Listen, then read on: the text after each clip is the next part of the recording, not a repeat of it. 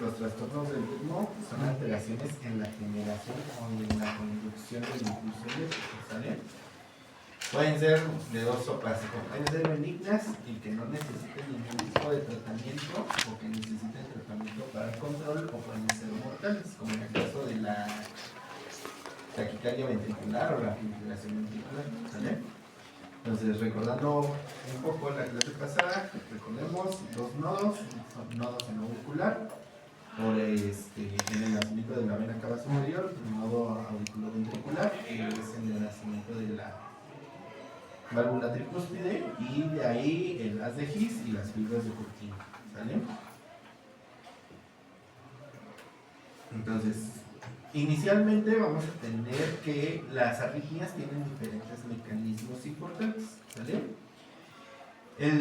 Dependiendo del mecanismo es el tipo de arritmia o el tratamiento que nosotros le vamos a dar. Por eso es importante que ustedes más o menos sepan qué tipo de arritmias son las que pueden llegar a ver, ¿sale? Vamos a tener el primer mecanismo, que es un automatismo normal alterado, ¿sale? En el cual haya un aumento o la disminución de la actividad eléctrica cardíaca. ¿Qué quiere decir esto? Que prácticamente los nodos trabajan bien, pero trabajan de forma alterada, ¿sale? O conducen más rápido el impulso y hacen taquicardias, o conducen más lento el impulso y hacen bradicardias, ¿sale? Pero no hay ninguna otra alteración fuera de eso, ¿sale? El automatismo anormal, que es la aparición de focos eléctricos anormales, que esto pues, se relaciona principalmente a que haya células de los nodos en otras partes del músculo cardíaco, ¿sale? A eso es a lo que se refiere. Obviamente, si hay focos en otras partes del corazón, esos focos funcionan como nodos y puede haber diferentes... no, puede haber diferentes latidos con la forma del mismo nodo. No sé si me explico en esa parte.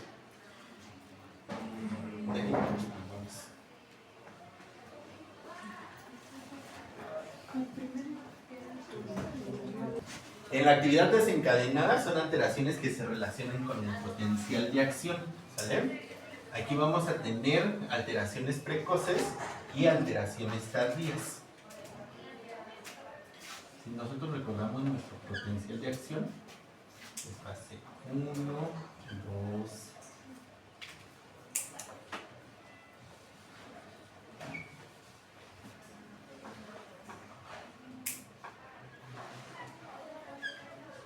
3, 4, 6. Ahí vamos bien. En lo que se refiere a la actividad desencadenante, tiene que ver en qué momento yo voy a generar un impulso para que vuelva a latir mi corazón. No sé si me explico en esa parte. Si nosotros recordamos nuestro potencial de acción, en la fase 1 es la entrada total del sodio, ¿vale?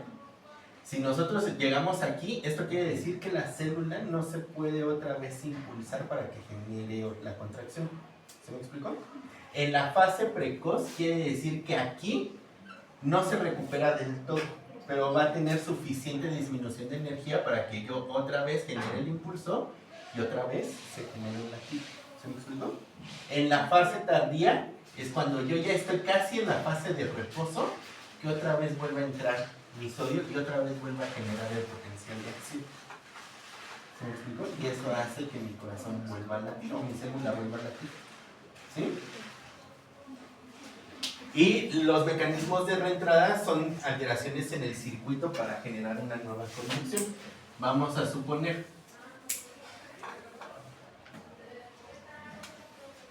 yo tengo mi nodo,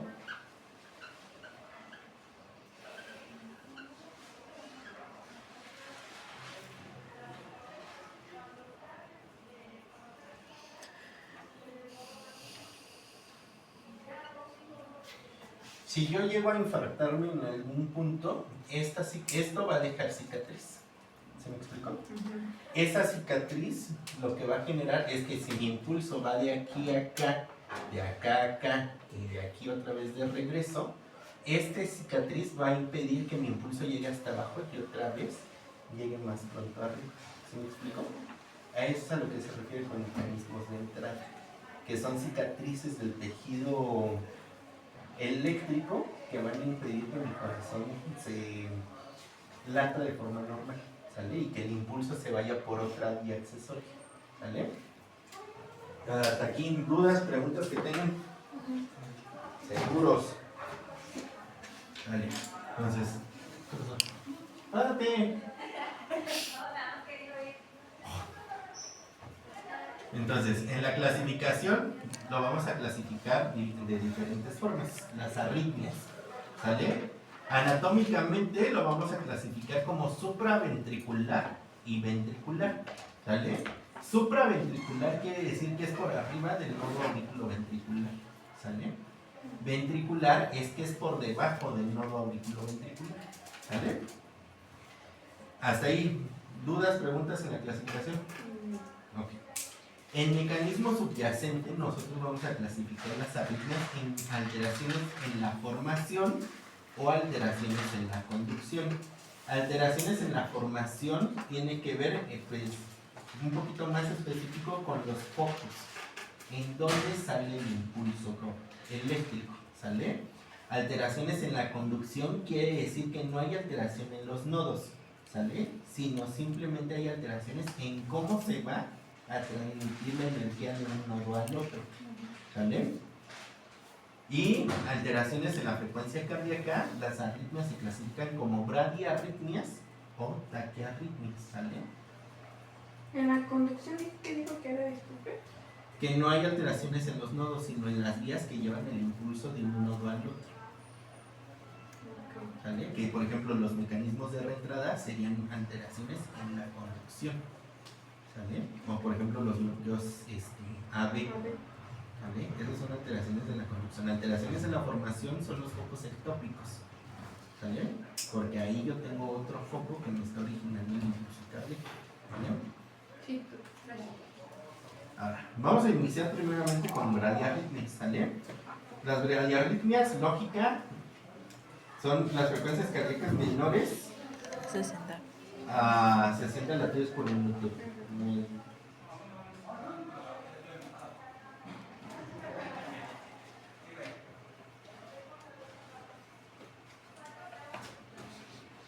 Perdón.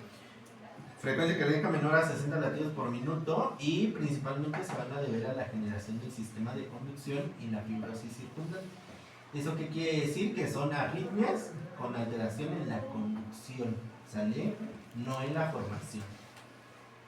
Ahora, si nosotros lo clasificamos por anatomía, vamos a tener diferentes enfermedades como la disfunción sinusal, los bloqueos auriculoventriculares y los trastornos de conducción interventricular, ¿sale? Eso lo vamos a ver más adelante. Fisiopatológicamente lo vamos a ver como una disminución del automatismo, que sería el automatismo normal alterado o alteraciones en la conducción, ¿sale? Ahora,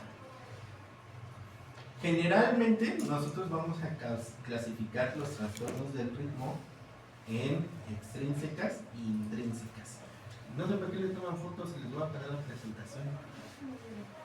Entonces, extrínsecas es todo aquello que no tiene nada que ver en sí con el músculo cardíaco y con los nodos, ¿sale?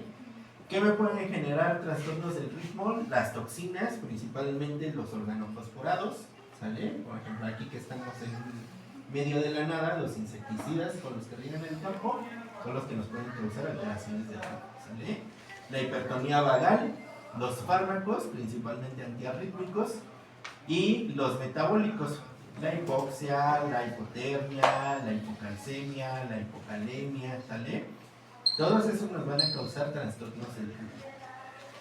Y ahora, causas intrínsecas, eso sí quiere decir que tiene que ver con el músculo cardíaco y con el sistema eléctrico del corazón, ¿sale?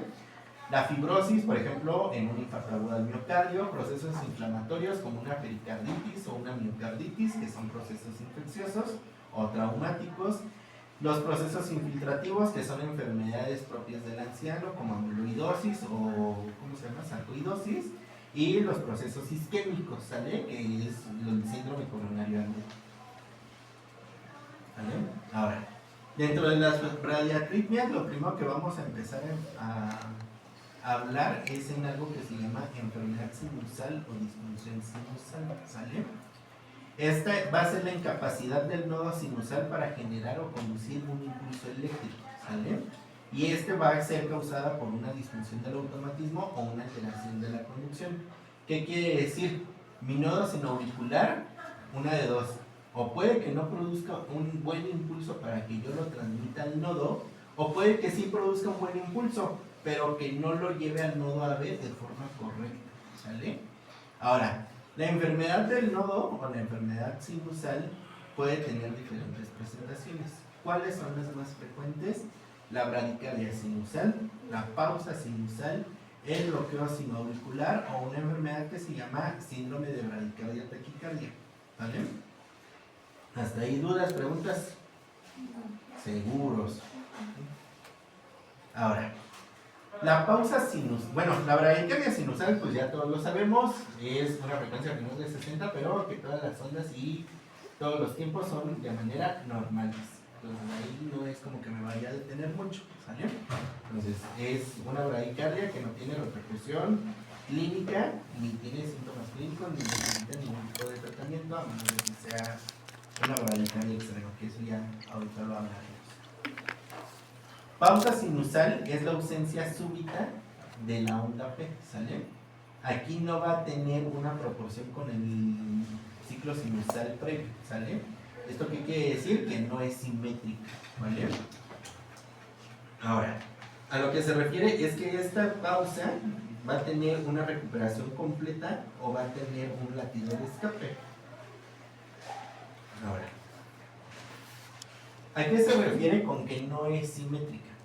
Si nosotros vemos una P de aquí a acá, nosotros vamos a tener una unidad de tiempo. Esa unidad de tiempo tiene que ser constante con esta y tiene que ser constante con esta, ¿sale?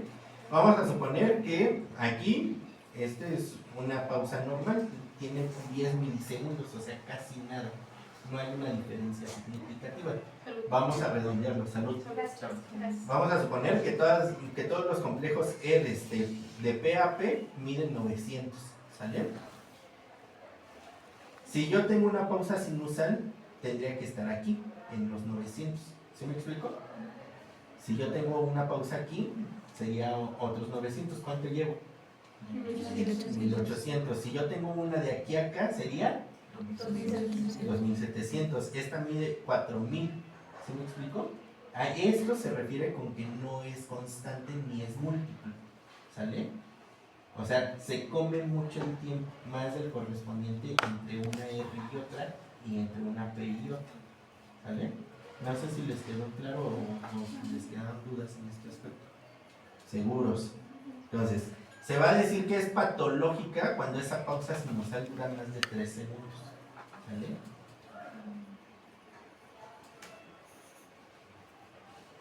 Ahora, la otra enfermedad importante es el bloqueo senoauricular, ¿sale? Aquí el impulso sí se va a hacer muy bien en el nodo senoauricular, pero va a tener problemas para conducirlo al nodo AB. Entonces, ¿cuántas vías tenemos entre el nodo senoauricular y el nodo AB? 2. No. 3. ¿Cuáles? El Becker, no sé qué. ¿Qué otra?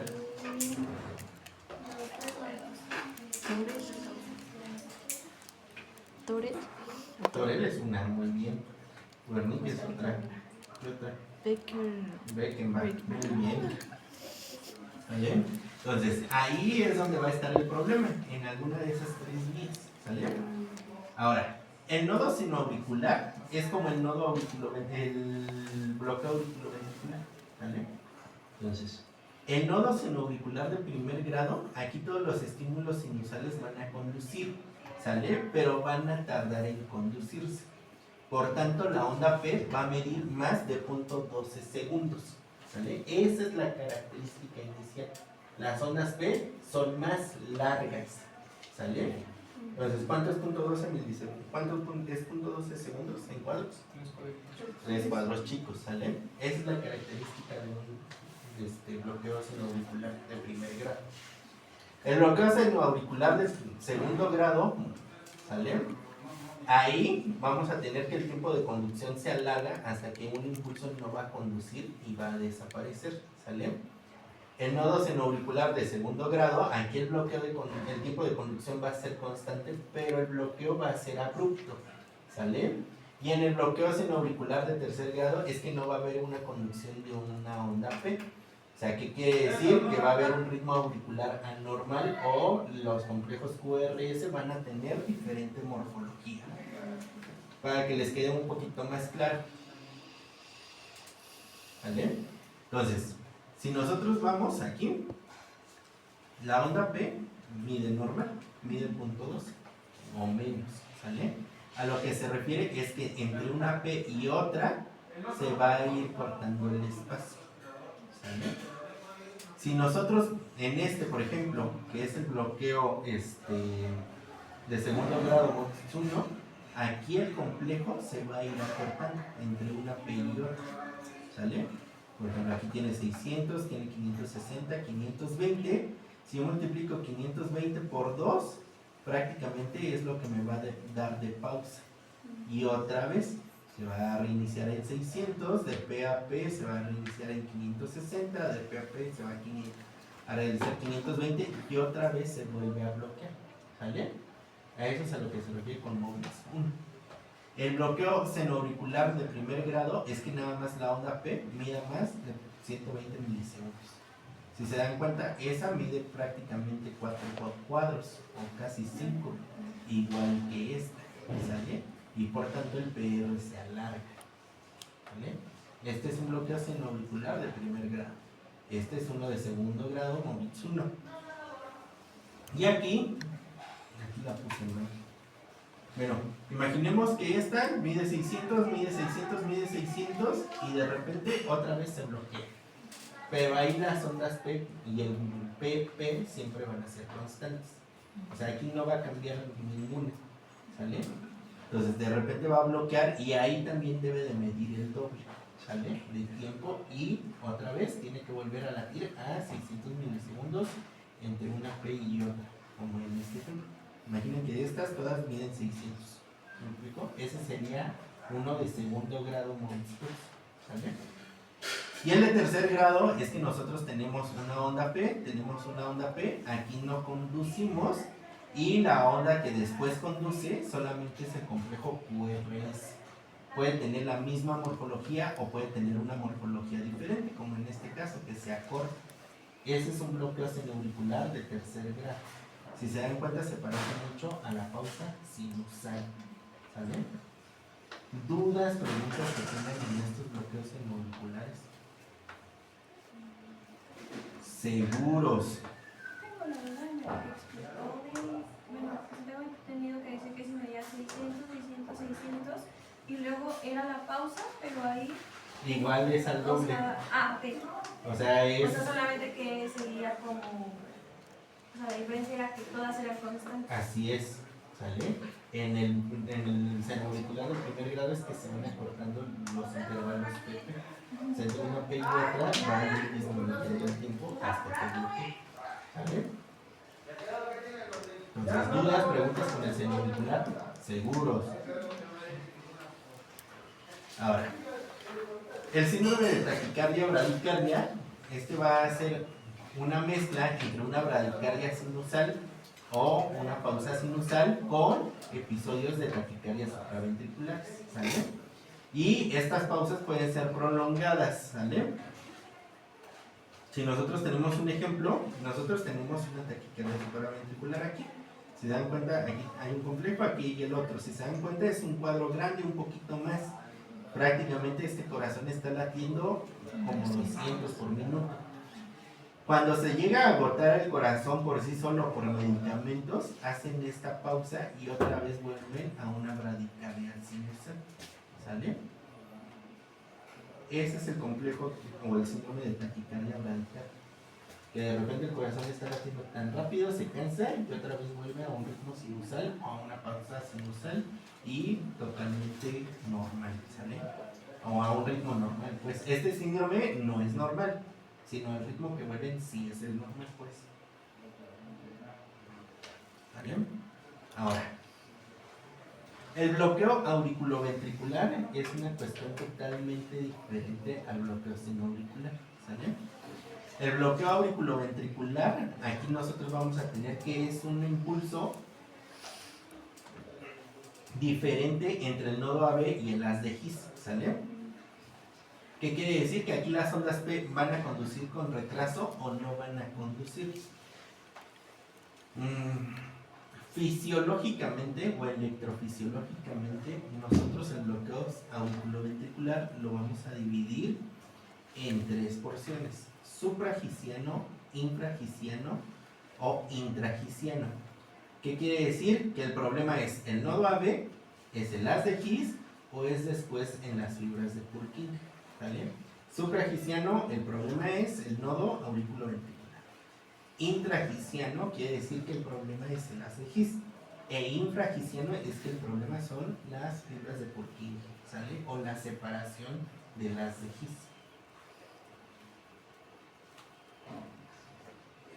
Ahora, el bloqueo AB, creo que la mayoría se lo sabe, ¿sale?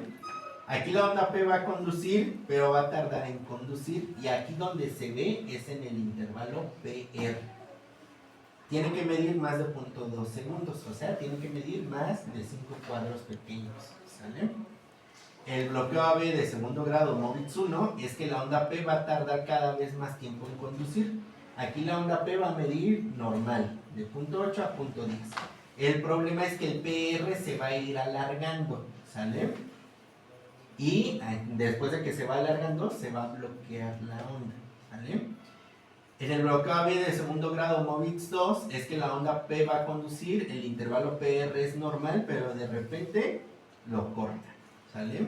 Y el bloqueo AB de tercer grado es que no hay un adecuado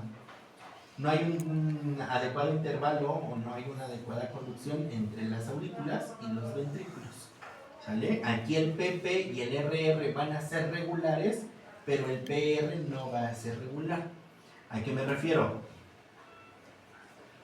Por ejemplo, la imagen de arriba, yo tengo una onda P, la onda P va a medir normal hasta 0.10, pero el problema es que el PR se va a ir alargando, ¿sale? Este PR en el bloqueo AB de primer grado siempre es regular.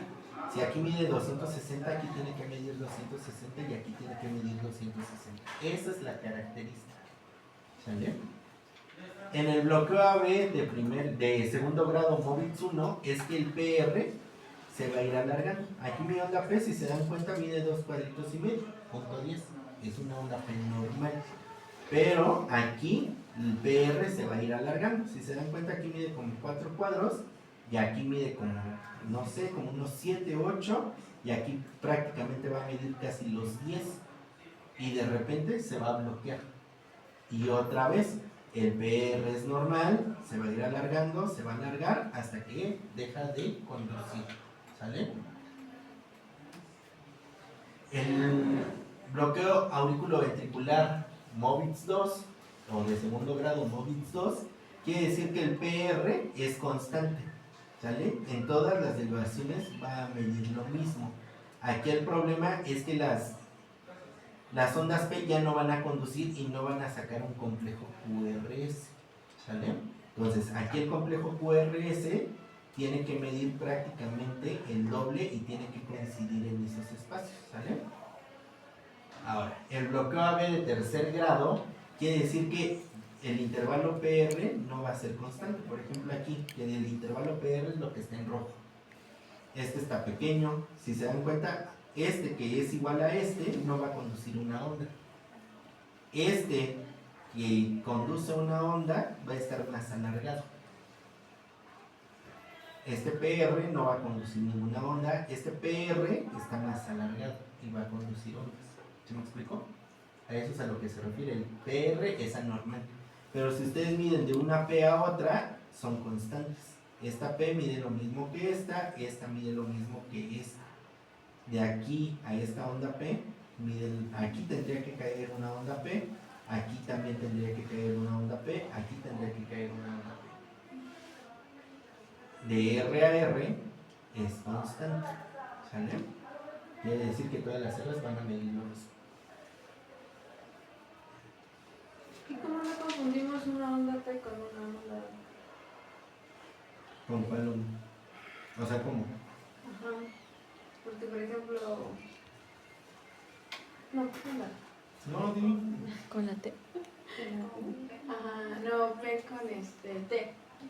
Ah, por ejemplo, aquí, si te das cuenta, la morfología de esta onda es normal. Aquí no conduce, porque esta es tu onda P, se la está comiendo. Por eso es esta muestra delgadita que tiene aquí. Pero este complejo QRS no se parece a este, porque aquí donde deflexiona o donde se vea normal es donde cae esta onda P. ¿Sí me explico? Y este complejo QRS se parece a este, porque aquí no cae ninguna onda P. ¿Ya? ¿Me entendieron? La onda T aquí se pierde por lo ancho del complejo QRS. Pero todas las ondas P tienen la misma morfología. Y todos los complejos QRS, a excepción de este, tienen casi la misma morfología. No sé si me explico. ¿Sale? Ahí es donde se lo come. Esto, por ejemplo, aquí va tu onda T, que es esta parte, que es tu ritmo de escape. Pero porque este es anormal. Pero la onda P y la onda P tienen la misma morfología. Sí, ya. Aquí también tienen la misma morfología. ¿Sí me explico? Por eso es que no confundes las ondas. Ajá, sí, ya entendí. ¿Alguien tiene alguna otra duda, pregunta? ¿Seguros? ¿Les quedó claro? Como no les creo absolutamente nada.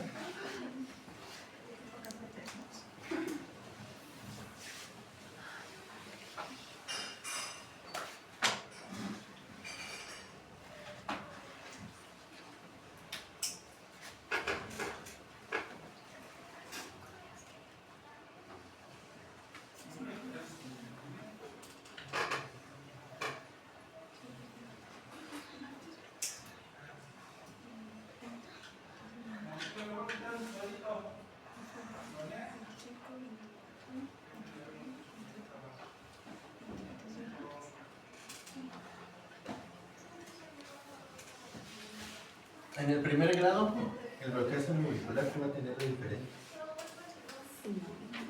Senoauricular, senoauricular.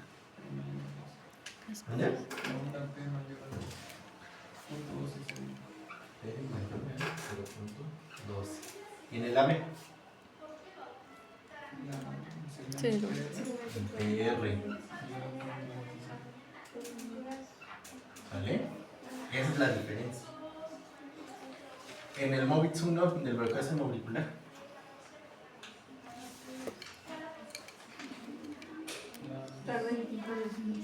sí, los dos van a tardar en conducir. Eso es evidente, pues. El segmento de P a P va disminuyendo. De P a P va a PP. ser menor. ¿Sale? Entonces el PP va a ser menor. En el AVE, El PR. El PR. el PR se va a alargar. ¿Sale? En el MOVIX 2, nodo senoauricular.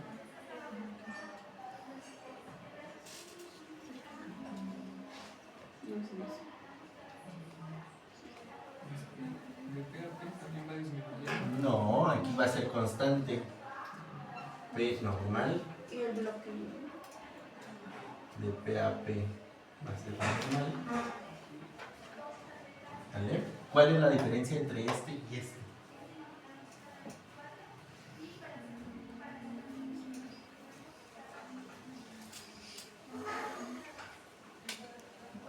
¿Entre cuál? Pues que uno es un bloqueo, este es. En el súbito. ¿Mande? En el súbito. Los dos son súbitos. Que va a estar dentro del rango, ¿no? No, son normales, ya pusimos. ¿Cuál es la diferencia? Si es un nodo senoauricular que se bloquea de repente, ¿qué onda no va a haber?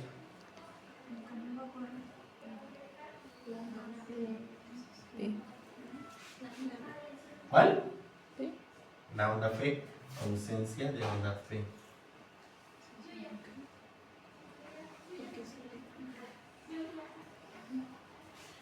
quiere decir? Yo tengo una onda P, un complejo QRS, este está normal, mi onda P mide lo mismo, tengo una onda P, un complejo QRS y de repente se va mi pausa y otra vez vuelve a conducir normal, ¿sale?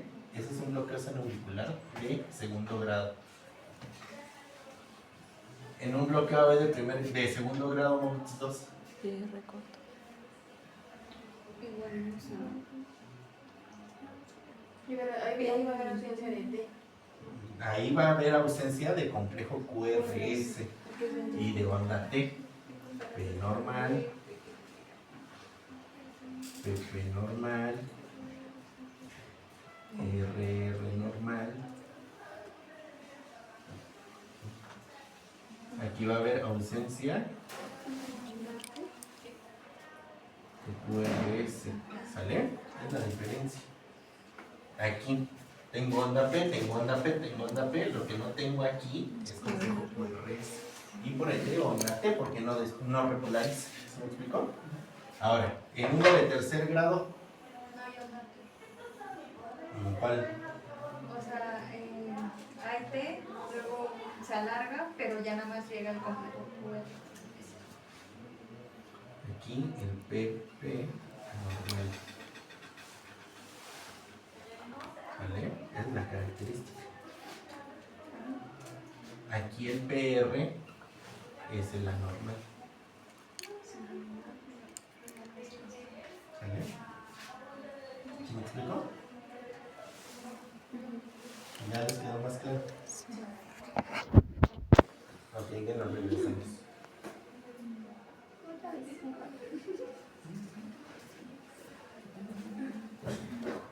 En el MOVIX 2 todos son normales y la ausencia solamente es del QRS, ¿verdad?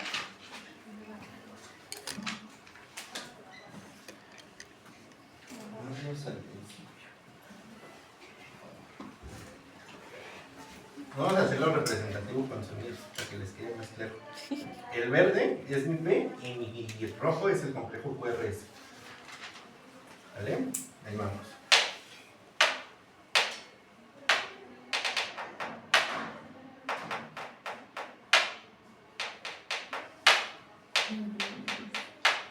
¿Cuál tarda más tiempo en sonar? Ese es un bloqueo AB, ese es un bloqueo senoauricular de primer grado. Mi onda P tiene mayor duración. ¿Sale? La onda P es más larga. ¿Ya? Sí. Ahora, bloqueo senoauricular de primer grado.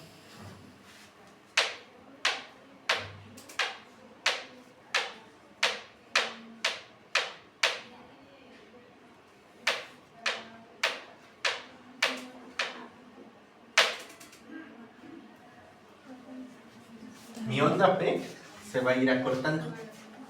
¿Sale? ¿Qué quiere decir? Yo, el corazón, lo que voy a escuchar es: este es mi sonido normal.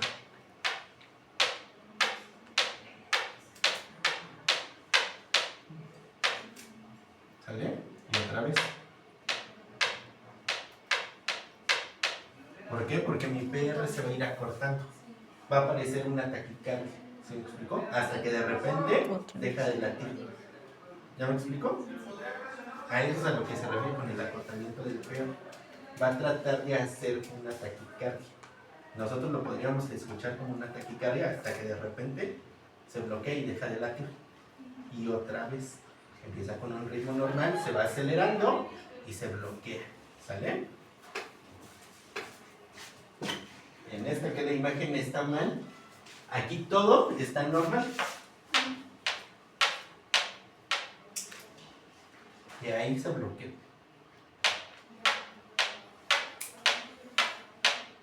Y ahí se bloqueó. ¿Se me explicó? Ese es el bloqueo senoauricular de primer grado. En el bloqueo senoauricular de tercer grado es que yo, gato normal, de repente me bloqueo y este que es mi ventrículo va a tratar de latir por sí solo, porque si no se va a morir el corazón. Entonces yo tengo mi ritmo normal y el que late es mi ventrículo. Ese es el ritmo de escape. ¿Sale? Aquí el PP es el que está normal, se va a alargar. Mi ventrículo va a latir solamente porque tiene que hacerlo, si no se muere. ¿Sí me explico? ¿Ya les quedó más claro? Seguros.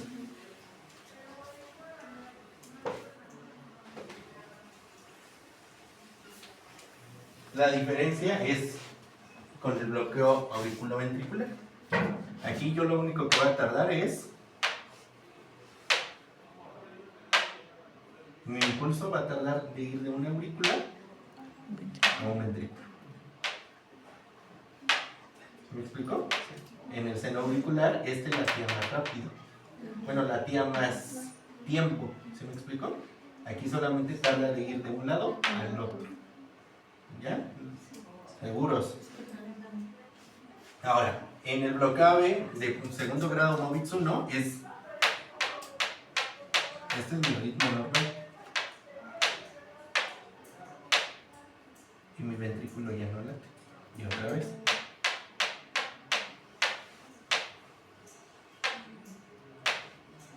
Y mi ventrículo ya no late. ¿Sí me explico? Es la diferencia entre un seno auricular y uno de AB, uno auriculoventricular. ¿Sale? ¿Ya les quedó más claro? Ahora, el bloqueo AB de segundo grado Movitz 2 es que yo aquí voy a tener todo normal. Y de repente la aurícula sí late, pero el ventrículo ya no. Este es el bloqueo, ¿sale? Por eso es que aquí es donde más se pueden confundir. La onda P es normal, el PR es normal, el RR es normal, pero aquí lo que no late es la aurícula. Aquí lo que no late es el ventrículo. ¿Se me explicó? Y en el de tercer grado, aquí lo que van a latir van a ser los dos, pero cada uno va a ir por su tiempo. Aquí no va a haber pausas. Yo lo que puedo tener es esto.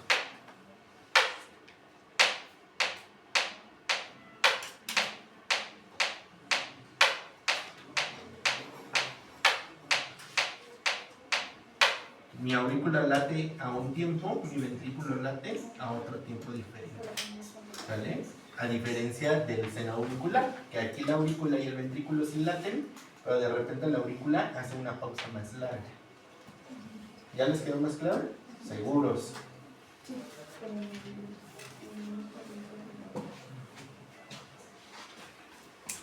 ¿Vale? Ahora, las otras alteraciones electrocardiográficas importantes son los trastornos de la conducción intraventricular. ¿Sale? Aquí el problema no es ningún nodo, sino es el sistema de las de His y las fibras de Purkinje.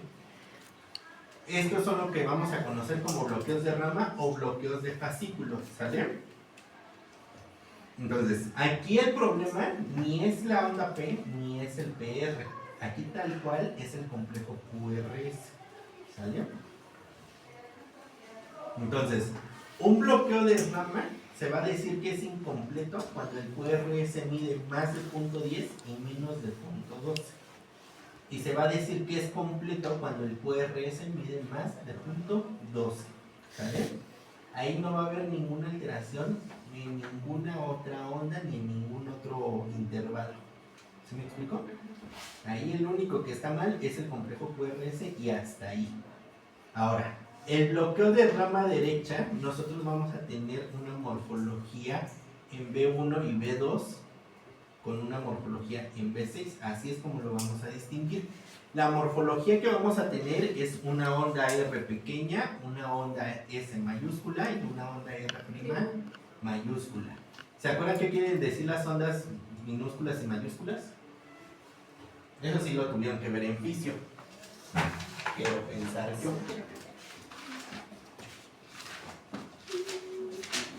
¿Ya puedo borrar este?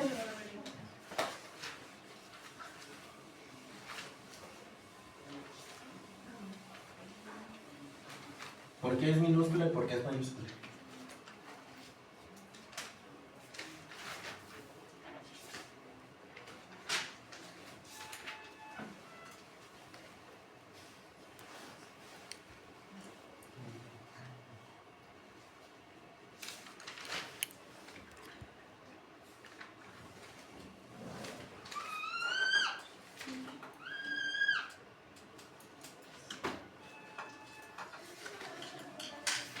El eje de las X que mide hacia acá.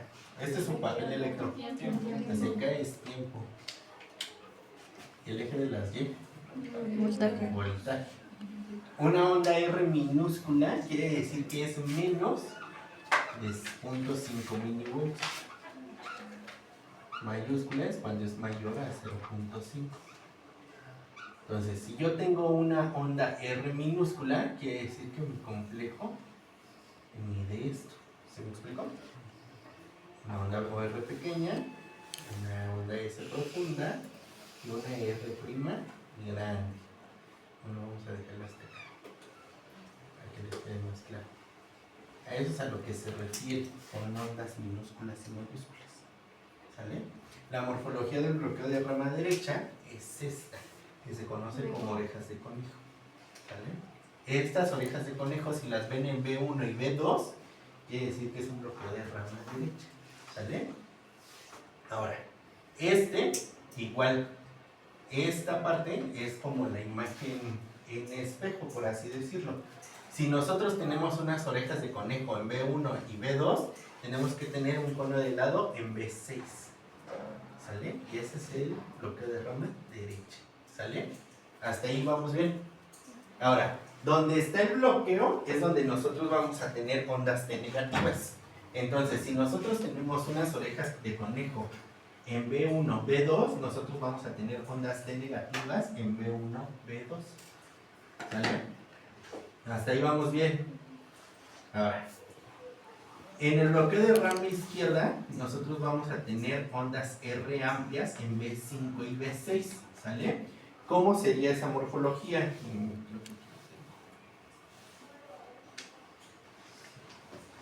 Entonces, nosotros vamos a tener la morfología de R mayúsculas, ¿sale?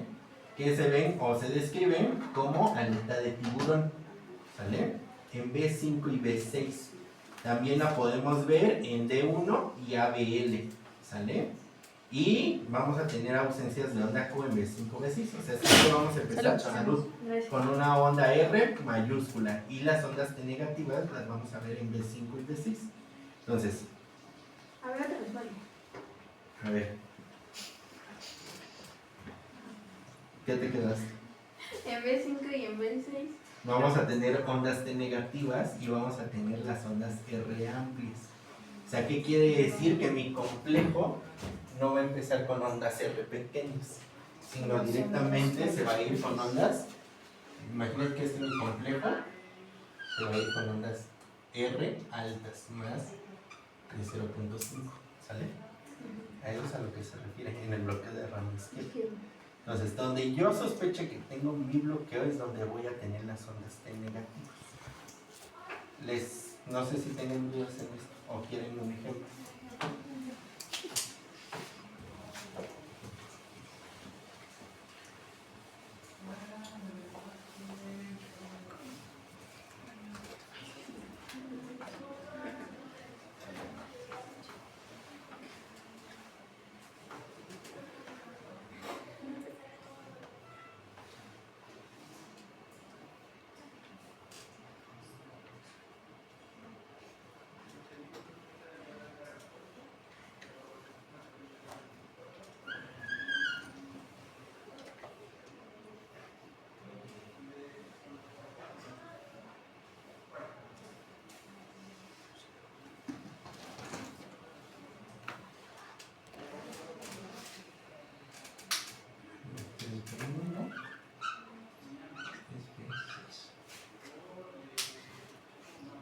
Imaginemos que esto nada más es para mi complejo QRS, ¿eh?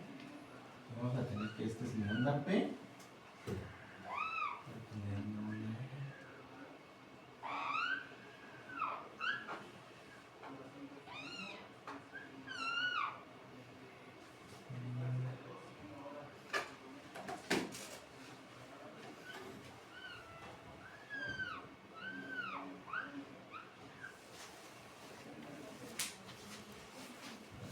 Primera, ¿cuánto mide mi complejo QRS?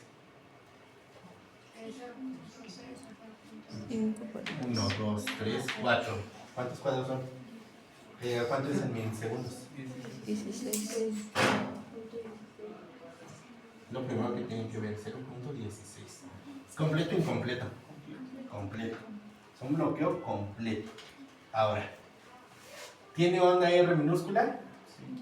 ¿Tiene onda T negativa?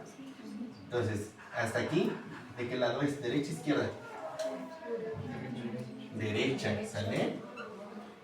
Aquí tengo mi onda R profunda, ¿sale? Que es como el tono del lado. Y mi onda T está positiva. Entonces, esto me confirma que es derecho. ¿Cuál es el nombre? Completo. Bloqueo completo de rama derecha. ¿Se me explicó?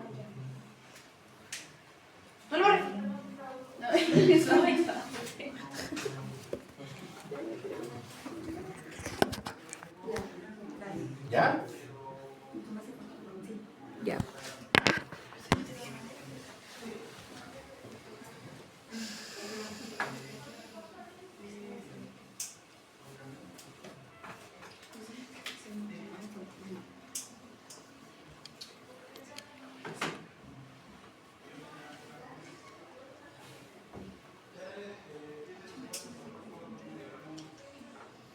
Bueno, perdonen mis padres.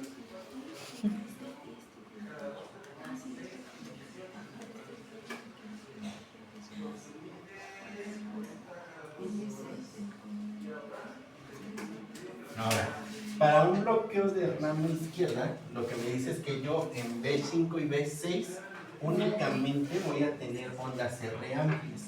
Entonces vamos a suponer que este es B1 y este es B6. B1 puede tener la morfología que se le hinche la gana. A mí lo que me interesa es B5 y B6. Entonces aquí yo puedo tener una onda P.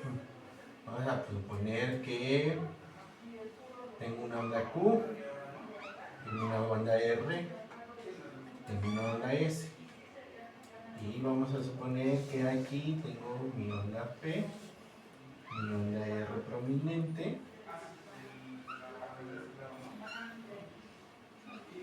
¿Vale? Entonces, aquí B1 puede estar de la morfología que sea. Lo único que importa es cuánto mide el complejo QRS. Así vamos bien. Pero en B5 y B6, aquí sí me importa la morfología. Acuérdense que la R es la que va hacia arriba. Entonces, siempre tiene que empezar con ondas R mayores a 0.5. Siempre, siempre. ¿Sale? Y la onda T tiene que estar negativa. Si mi complejo QRS mide más de 0.12, empiezo con una onda positiva en B5 y B6 y tengo una onda T negativa en B5 y B6, es un bloqueo de Rama izquierda. rama izquierda. En este caso mide 1, 2, 3, 4, casi 5 cuadros. ¿Completo o incompleto? Completo. Completo. ¿Sale? ¿Ya lo entendieron mejor? Ya. No.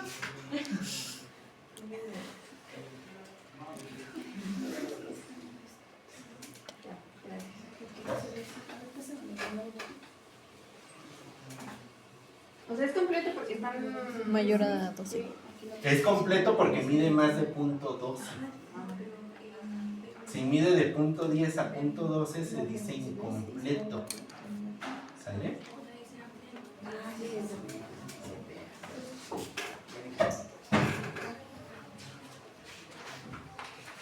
Entonces, esos son otros ejemplos del bloqueo de rama derecha o del bloqueo de rama izquierda. Rama derecha, orejas de conejo, ¿sale? Y en B5, B6, mi cono de helado. Y en bloqueo de rama izquierda, mi ala de tiburón o mi aleta de tiburón, ¿sale? En todas las morfologías. En B5, B6, B1, B2 para bloqueo de rama derecha, B5, B6 para bloqueo de rama izquierda. Pero también dijo que se podían de uno y uno B, ¿no? Ajá. O sea, en rama izquierda sí, 1 a B. ¿Vale? Ahora, el bloqueo de fascículo se va a detectar con la morfología del QRS y el eje cardíaco. ¿Sale? El bloqueo de fascículo es un bloqueo donde el QRS tiene una medida normal en cuanto a tiempo. ¿Qué quiere decir? Que mide menos de 0.10, ¿sale? O menos de 0.12. La diferencia es cómo va a ser la morfología y el eje cardíaco. Si nosotros nos vamos a los bloqueos de fascículo, el bloqueo de fascículo anterior va a tener un eje desviado a la izquierda y va a tener una morfología de QR en 1 ABL y una morfología RS en D3.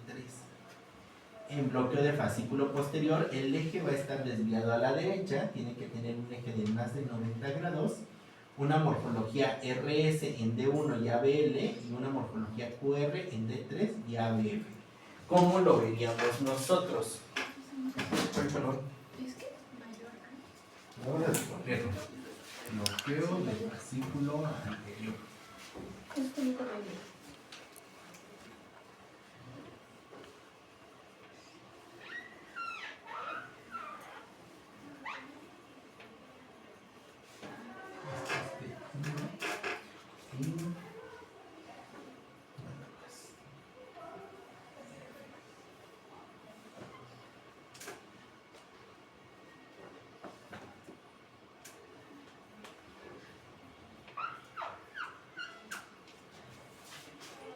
En D1 yo tengo que tener una onda Q menor de 0.5 y una R de más de 0.5, ¿sale? Aquí la diferencia es el eje. Esto va a medir hasta 0.12, ¿vale? O menos. Así va muy bien. El problema va a ser el eje cardíaco. Si nosotros sacamos el eje cardíaco en el bloqueo de fascículo anterior,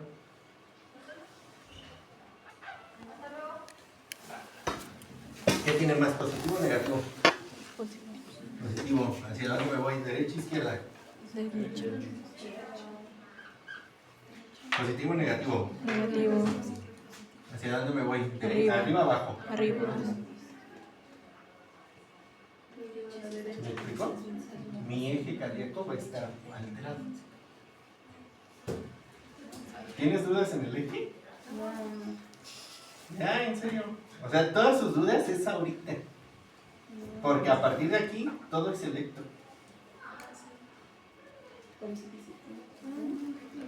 Es positivo. Positivo, pero es Centro derecha. a la derecha es Positivo. positivo. Centro a la izquierda es negativo. Centro hacia abajo Positivo. es positivo. Centro hacia arriba es negativo. ¿Ya? ¿Me Ya. explico? Hasta ahí vamos a ver. 1 tiene más positivos, se va hacia la derecha. F tiene más negativos, se va hacia arriba. Entonces mi eje cardíaco aquí sería prácticamente de menos 45. Más por menos, este es menos. ¿Sí me explico? Esa es la diferencia. El complejo QRS va a estar en parámetros normales. El problema va a ser el eje cardíaco. ¿Sale? ¿Ya le entendieron?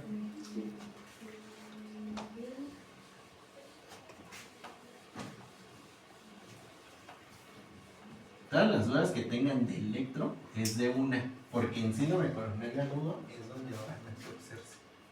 Así es que todas las dudas que tengan de electro es de una vez.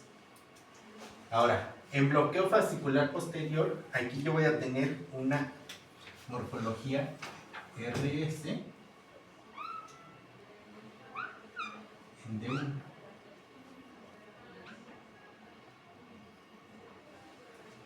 Y voy a tener una morfología QR en D3 y ABF.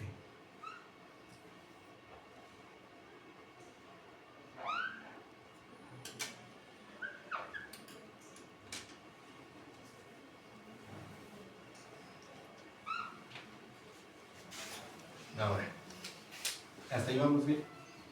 Este es F, este es 1. Ahora, si yo me voy a mi eje cardíaco, 1 tiene más positivos o negativos. Negativos. Derecha, izquierda. Izquierda. F, ¿tiene más positivo o negativo? Positivo. Abajo. Arriba, abajo. Abajo. ¿Se me explicó? A eso es a lo que se refiere con un bloqueo de fascículo. Anterior, eje desviado hacia la derecha, hacia la izquierda. Posterior, eje desviado hacia la derecha. ¿Sale? ¿Ya lo entendieron? ¿Dudas, preguntas que tengan? Pero entonces el complejo también va a estar con un ¿Vale? El complejo también va a estar normal en el complejo. Aquí, en el bloqueo de fascículo, el complejo QRS va a medir menos de 0.12. ¿Sale?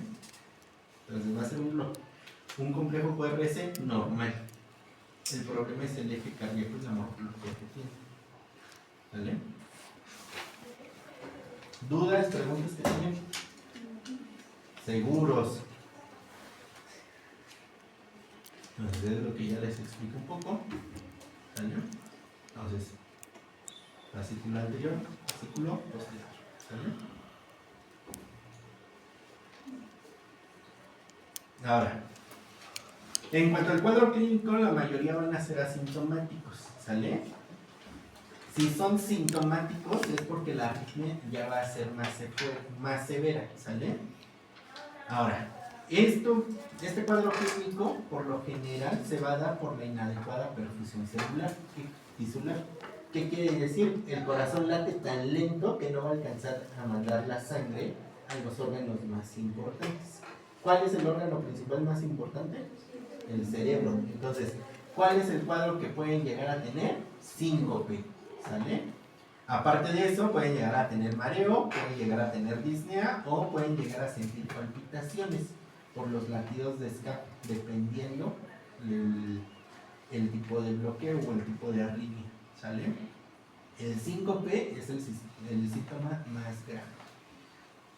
¿Cómo preguntarían un síncope? ¿O cómo interrogarían a un paciente para saber si es síncope o si es lipotimia? Las dos van a tener pérdida de la conciencia.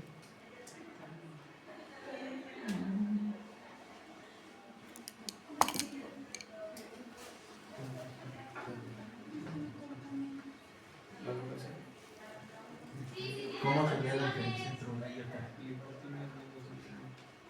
No.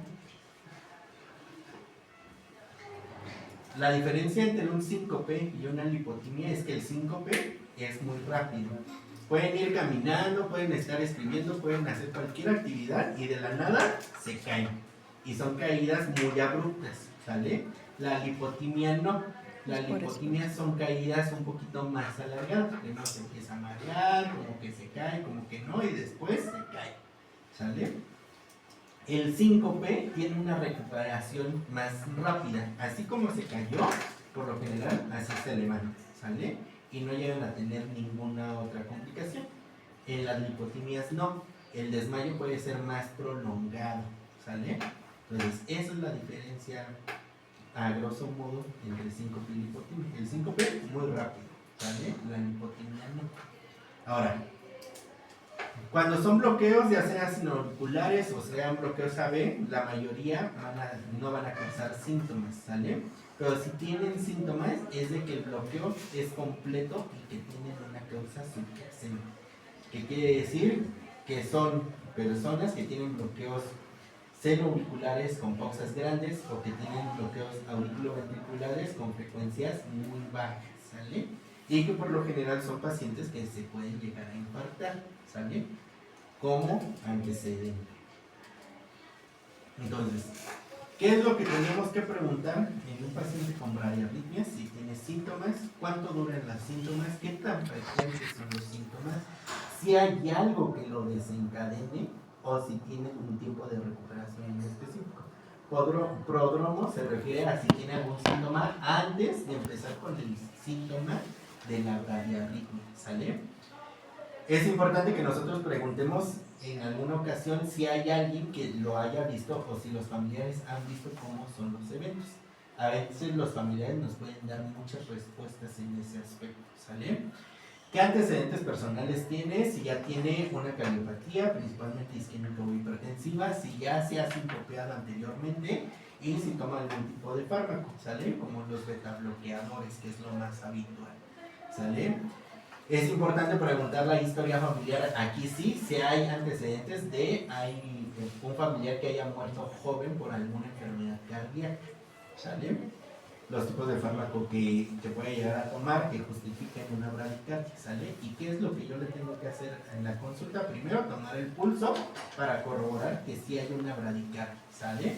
tomar la presión para ver si tiene síntomas de bajo gasto, que eso sería lo importante, ¿sale? Y una exploración neurológica para ver si el síncope no es una convulsión. ¿Qué convulsión sería? Empieza con A. Más en niños. Ausencia, ¿sale? Entonces, y nosotros en la auscultación cardíaca, pues díganlo fuerte, hijas, no soy adivino. Y en la auscultación cardíaca hay que ver si no hay soplos o si no hay datos de una insuficiencia cardíaca, ¿sale? Ahora, ¿cómo voy a hacer el diagnóstico? Primero con un electrocardiograma para ver si yo estoy documentando la arritmia, ¿sale? Si yo le tomo un electrocardiograma y el electrocardiograma es normal, yo no le puedo decir al paciente que todo está bien, ¿sale? Si se vuelve a sincopear después de ese electro normal, lo obligatorio es hacerle un holter, ¿sale? El holter lo que me va a hacer es un electrocardiograma de 24 horas, ¿sale? Ese holter tampoco es diagnóstico, ¿sale? Si yo en el holter veo que no tiene nada, pero el paciente aún se sigue quejando, yo le tengo que poner un marcapasos implantable, ¿sale? Un marcapasos que por lo menos me determine más de 3 días el ritmo cardíaco, ¿sale? Ahora, si se quiere estimular la arritmia, que no es lo más conveniente, menos en un consultorio, lo único que yo tengo que hacer es hacerle un masaje carotidio o una prueba de mesa basculante.